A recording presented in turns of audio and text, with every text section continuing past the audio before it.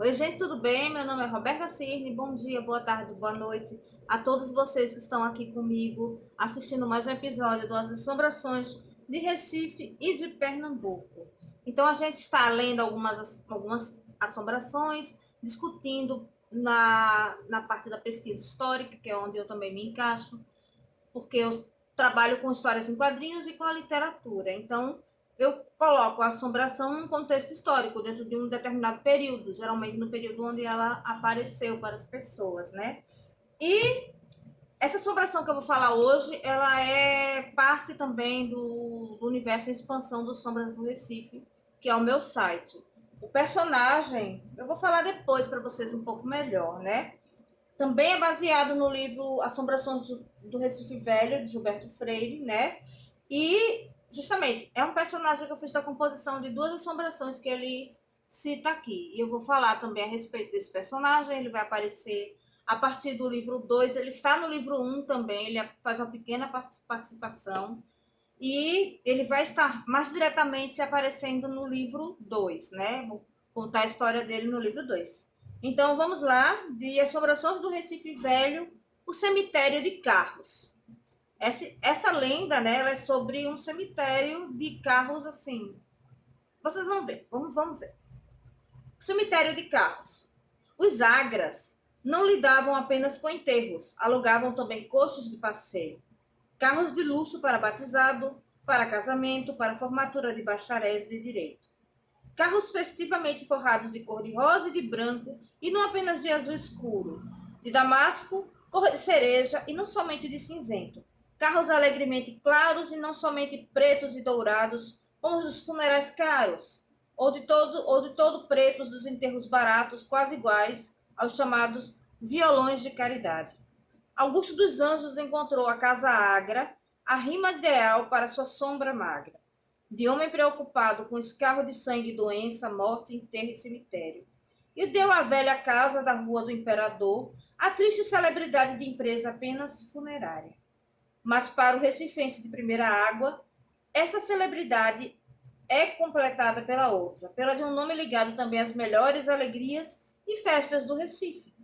Não só as de batizado, as de casamento e as de formatura na Academia de Direito, como aos piqueniques finos, que até o começo destes séculos se faziam de carros de cavalo.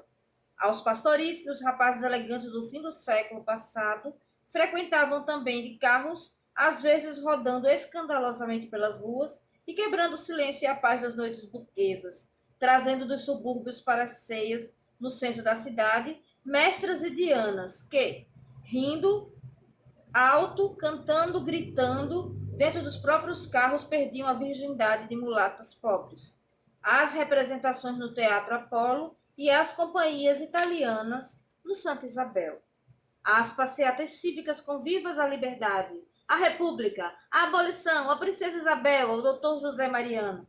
As chegadas de heróis da Guerra do Paraguai, como Marquês de Herval, ou de bispos oficialmente de Olinda, mas na verdade de Recife, como Dom Vital. Aos carnavais, os velhos carnavais recifenses, quando os carros do Agra, de capotas arriadas, os cocheiros, como sempre, de cartolas solenes, com os dos ministros de Estado, rodavam pelas ruas da cidade aos gritos de "Olha o carro!", levando mascarados elegantes, dominós de veludo, bailarinas de saias de seda. Ou simplesmente famílias providas de gordos sacos de confete, caixas de bisnagas, os meninos fantasiados de palhaço e com muitos guizos, as meninas vestidas de camponesas, de holandesas, de ciganas. Os carros eram atacados pelos foliões a pé, isto é, os da mesma condição social da gente que rodava de carro. A bisnaga, o confete, a serpentina, que carro mais alegre que esses? Pois eram quase todos da Casa Agra. Sucede que há mais de 30 anos, voltando eu do estrangeiro a um Recife já muito despoetizado, de seus antigos encantos pelo triunfo, que nele foi rápido após a Primeira Grande Guerra, de novidade que o sociólogo escocês Guedes chamaria paleotécnicas, procurei matar saudades do Recife, da minha meninice vendo coisas nobremente velhas, mesmo as plebeias com as tascas fiéis ao seu passado e por ele enobrecidas, e como se já fossem raros nas ruas, nos próprios enterros, os carros de cavalo, estes mesmos, uns carros desengonçados e feios, rangendo da fadiga, mortal e guiados por boleiros sem cartola, chapéu mole, aracapa adoçado, perguntei por eles, pelos velhos e belos carros do Agra.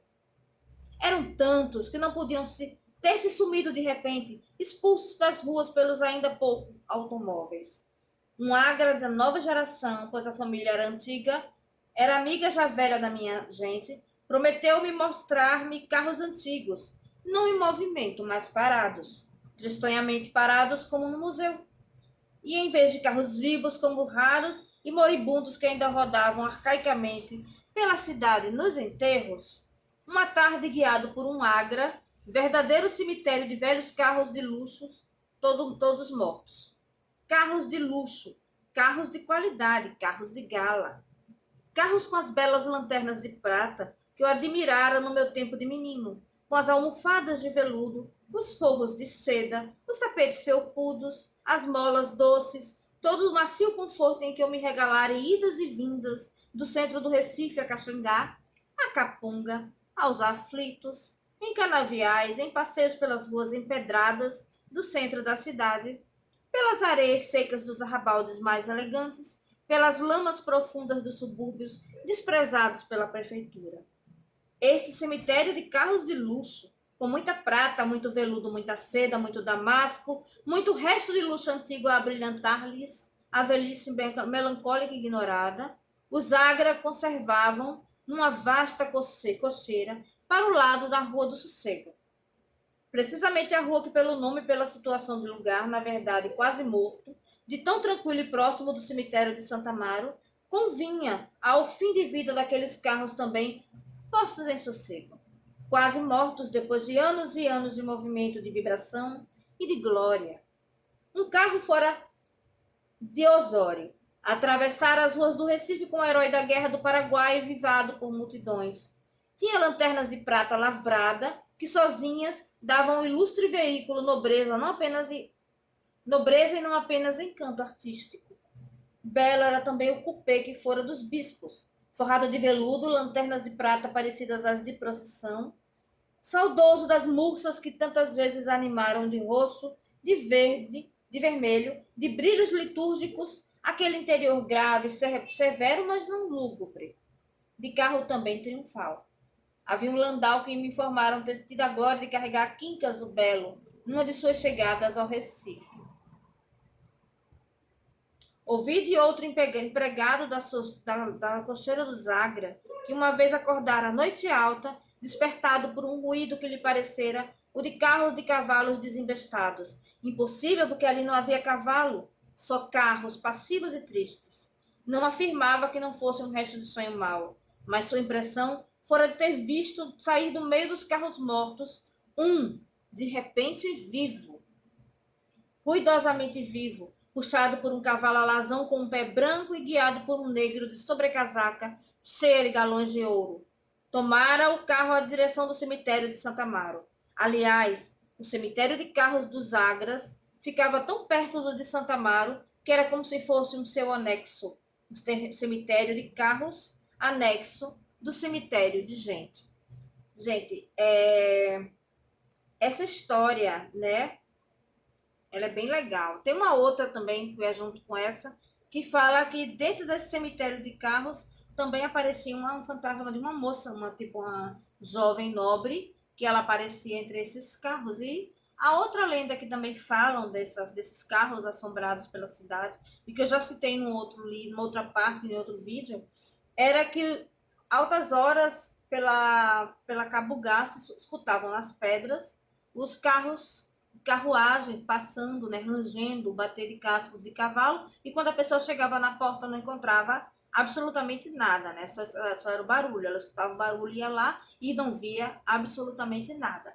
Isso eu acho super legal, porque é uma assombração bem típica, né, dos carros e tudo aparecendo para as pessoas, fantasmas de carros, né? E isso era um cemitério de carros, porque a família Agra, que era dona das casas funerárias que até hoje ainda existem, elas, além de fazerem transporte fúnebre, também faziam transporte para festas, para lugares, e tinha toda uma memória, toda uma tradição em cima dessas cerimônias, né?